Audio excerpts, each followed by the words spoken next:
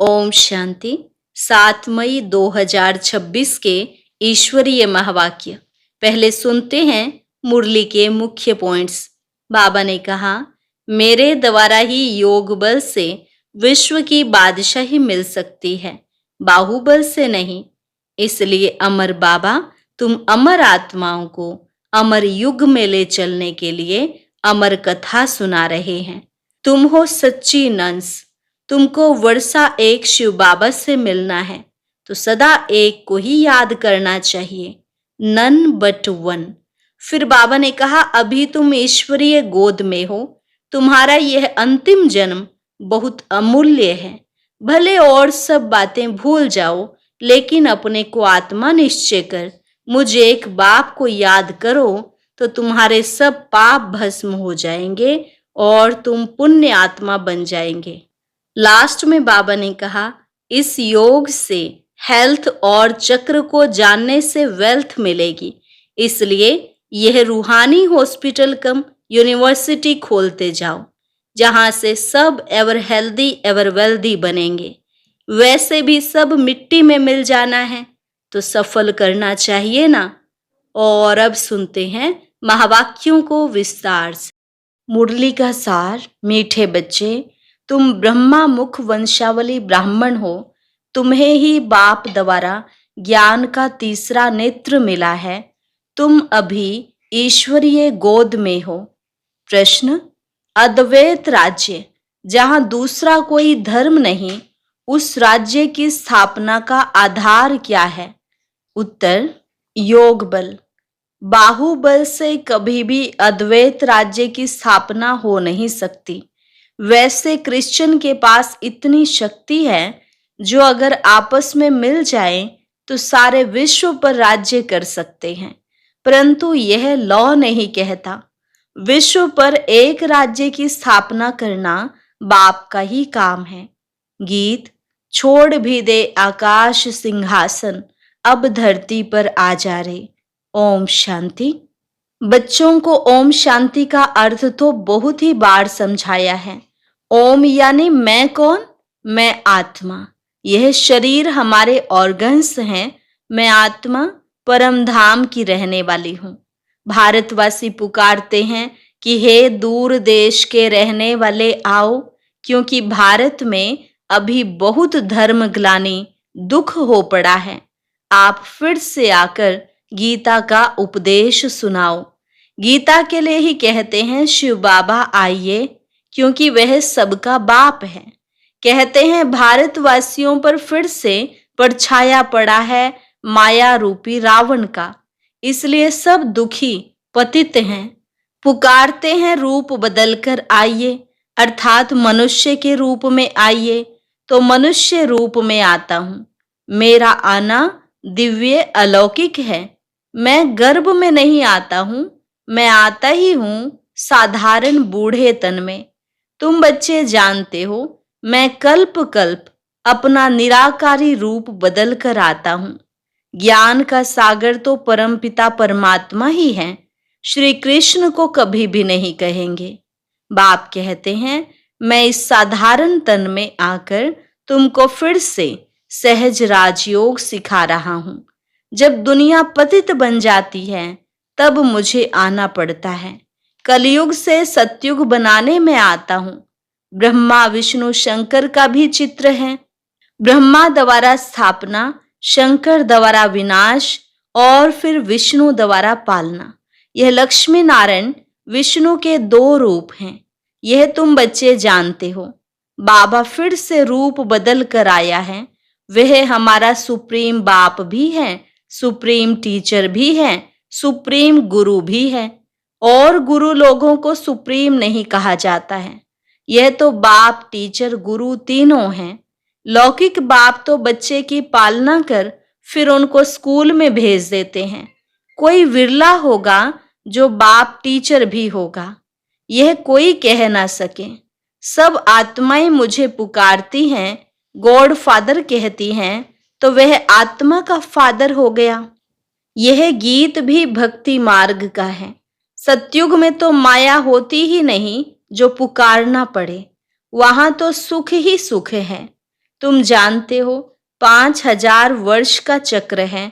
आधा कल्प सत्युग त्रेता दिन, आधा कल्प द्वापर कलयुग रात। तुम ब्रह्मा मुख वंशावली ब्राह्मण हो। ब्रह्मा का अथवा तुम ब्राह्मणों का ही रात दिन गाया जाता है। दिन और रात का ज्ञान भी तुम बच्चों को है। लक्ष्मी नारायण को यह ज्ञान नहीं। अभी तुम संगम पर हो, जानते हो अभी भक्ति मार्ग पूरा हो, दिन उदय होता है। यह ज्ञान अभी तुमको बाप द्वारा मिला है। कलयुग में व सतयुग में यह ज्ञान किसको भी होता नहीं, इसलिए गाया जाता है ब्रह्मा का दिन, ब्रह्मा की रात। तुम अभी सूर्यवंशी चंद्रवंशी राज्य पाने का पुरुषार्थ कर रहे हो, फिर आधा कल्प के बाद तुम राज्य गंवाते हो। यह ज्ञान तुम ब्राह्मणों के सिवाय कोई को नहीं है। तुम देवताएं बन जाएंगे, फिर यह ज्ञान रहेगा नहीं। अभी है रात्रि, शिवरात्रि भी गाई जाती है। श्री कृष्ण की भी रात्रि कहते हैं, परंतु उसका अर्थ नहीं समझते। शिव की जयंती अर्थात शिव का रीइंकार्नेशन होता है। ऐसे बाप का दिवस कम से कम 1 मास मनाना चाहिए। जो सारी सृष्टि को पतित से पावन बनाते हैं, उनका हॉलीडे भी नहीं मनाते हैं। बाप कहते हैं मैं सबका लिबरेटर हूं, गाइड बन सबको ले जाता हूं। अभी तुम पुरुषार्थ करते हो राजयोग सीखने का। बाप तुमको ज्ञान का तीसरा नेत्र दे रहे हैं। आत्मा का रूप क्या है यह भी किसको पता नहीं। बाप कहते हैं तुम आत्मा न अंगुष्ठे मिसल हो, न अखंड ज्योति स्वरूप हो। तुम तो स्टार हो, बिंदी मिसल। मैं भी आत्मा बिंदी हूं, परंतु मैं पुनर्जन्म में नहीं आता हूं। मेरी महिमा ही अलग है। मैं सुप्रीम होने के कारण जन्म मरण के चक्र में नहीं आता हूं। तुम आत्माएं शरीर में आती हो तो 84 जन्म लेती हो। मैं इस शरीर में प्रवेश करता हूं, यह लोन लिया हुआ है। बाप समझाते हैं तुम भी आत्मा हो, परंतु तुम अपने को रियलाइज नहीं करते हो कि हम आत्मा हैं। आत्मा ही बाप को याद करती है, दुख में हमेशा याद करते हैं, हे भगवान, हे रहम दिल बाबा, रहम करो। रहम मांगते हो क्योंकि वह बाप ही नॉलेजफुल, ब्लिसफुल, प्योरिटीफुल है, ज्ञान में भी फुल है, ज्ञान का सागर है। मनुष्य को यह महिमा दे नहीं सकते हैं। सारी दुनिया पर ब्लिस करना यह बाप का ही काम है। वह है रचयिता, बाकी सब है रचना। क्रिएटर रचना को क्रिएट करते हैं। पहले स्त्री को अडॉप्ट करते हैं, फिर उनके द्वारा रचना रचते हैं, फिर उनकी पालना भी करते हैं, विनाश नहीं करते। यह बेहद का बाप आकर स्थापना, पालना, विनाश कराते हैं। आदि सनातन देवी देवता धर्म की पालना कराते हैं। सतयुग आदि में फट से राजधानी स्थापन हो जाती है, और धर्म वाले तो सिर्फ अपना अपना धर्म स्थापन करते हैं। फिर जब लाखों करोड़ों की अंदाज में वृद्धि हो जाती है, तब राजाई होती है। अभी तुम राजधानी स्थापन कर रहे हो। योग बल से तुम सारे विश्व के मालिक बनते हो। बाहुबल से कभी कोई विश्व पर राजाई कर नहीं सकता। बाबा ने समझाया है, क्रिश्चियन में इतनी ताकत है, वह आपस में मिल जाएं तो सारे विश्व पर राज्य कर सकते हैं, परंतु बाहुबल से विश्व पर राज्य पाएं यह लॉ नहीं कहता। ड्रामा में यह कायदा नहीं है जो बाहुबल वाले विश्व के मालिक बने। बाप समझाते हैं विश्व की बादशाही योग बल से मेरे द्वारा ही मिल सकती है। वहां कोई पार्टीशन नहीं है। धरती आकाश सब तुम्हारे होंगे, तुमको कोई टच नहीं कर सकता। उनको कहा जाता है अद्वैत राज्य। यहाँ है अनेक राज्य।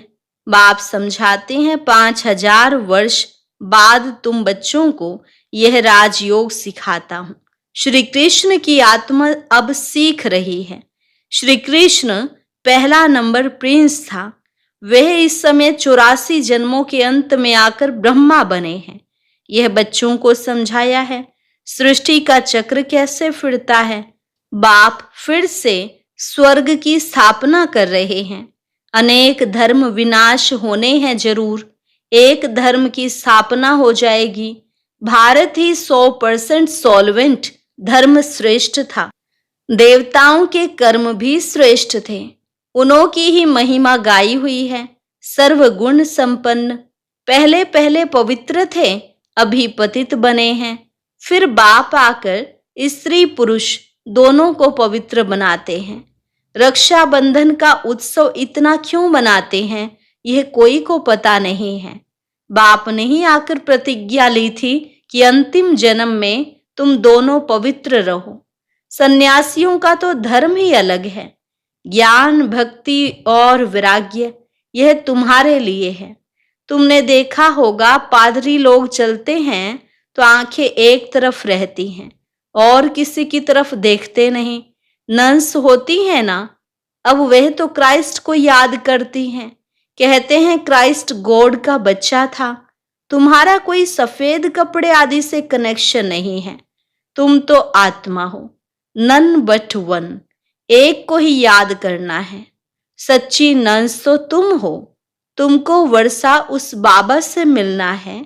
उनको याद करेंगे तभी विकर्म विनाश होंगे।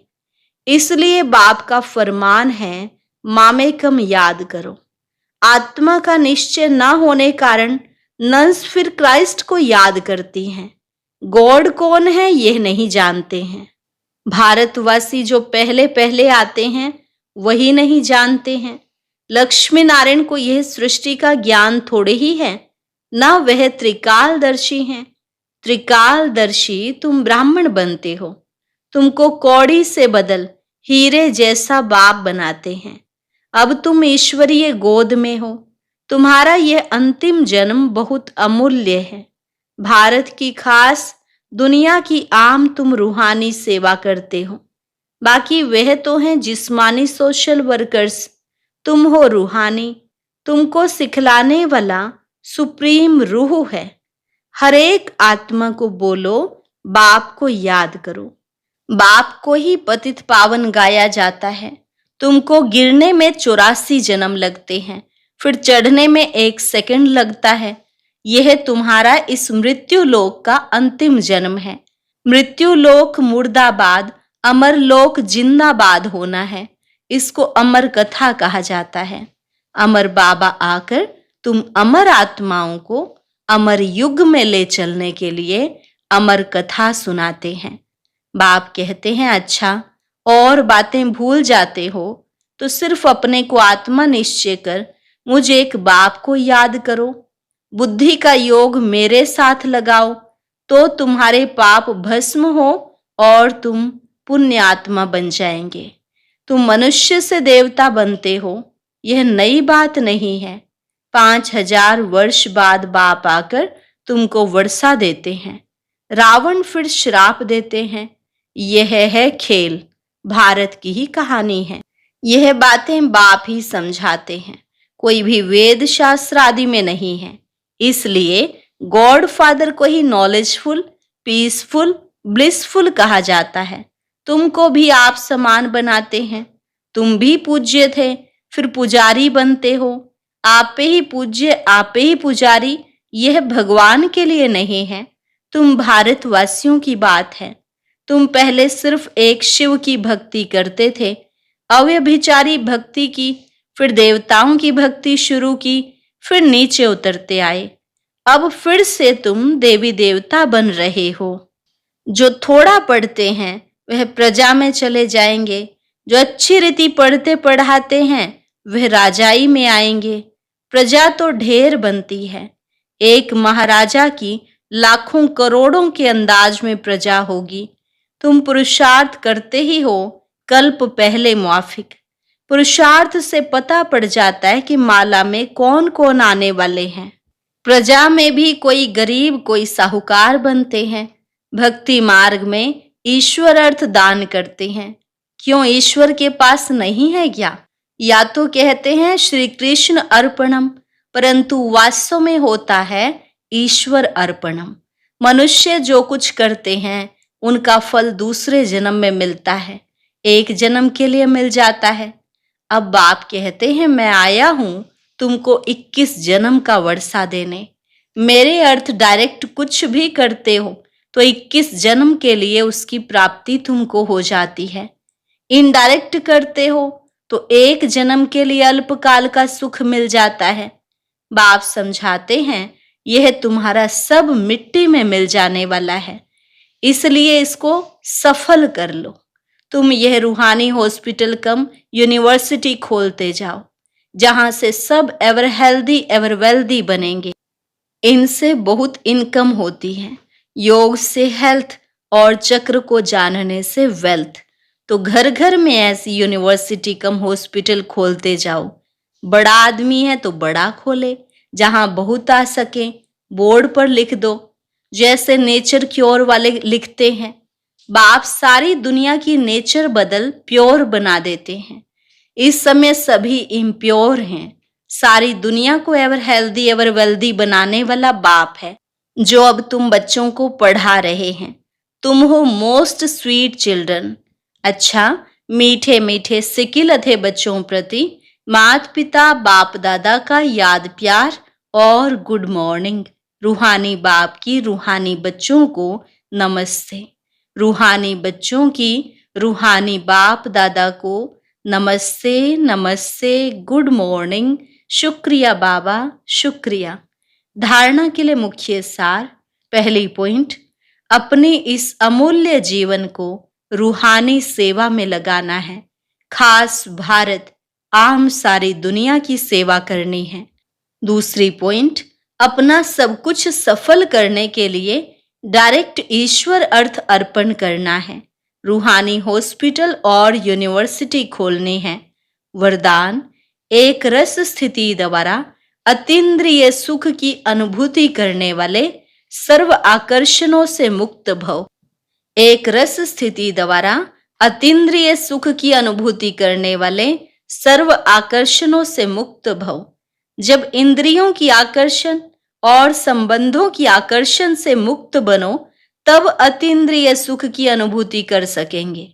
कोई भी कर्मेंद्रिय के वश होने से जो भिन्न भिन्न आकर्षण होते हैं, वह अतीन्द्रिय सुख व हर्ष दिलाने में बंधन डालते हैं। लेकिन जब बुद्धि सर्व आकर्षणों से मुक्त हो, एक ठिकाने पर टिक जाती है, हलचल समाप्त हो जाती है, तब एक रस अवस्था बनाने से अतीन्द्रिय सुख की अनुभूति होती है। स्लोगन, अपने बुद्धि की लाइन सदा क्लियर रखो तो एक दो के मन के भावों को जान लेंगे। अपने बुद्धि की लाइन सदा क्लियर रखो तो एक दो के मन के भावों को जान लेंगे। अव्यक्त इशारे, सदा अचल अडोल एक रस स्थिति का अनुभव करो। किसी भी प्रकार की हलचल में अचल रहना, यही श्रेष्ठ ब्राह्मण आत्माओं की निशानी है।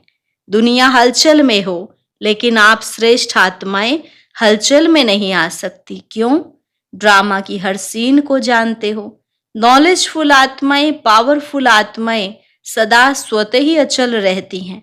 तो कभी वायुमंडल से घबराओ नहीं, सदा निर्भय रहो। अच्छा, आज का अव्यक्त ज्ञान मोती सुनने के लिए ऊपर दिए गए बॉक्स पर क्लिक करें।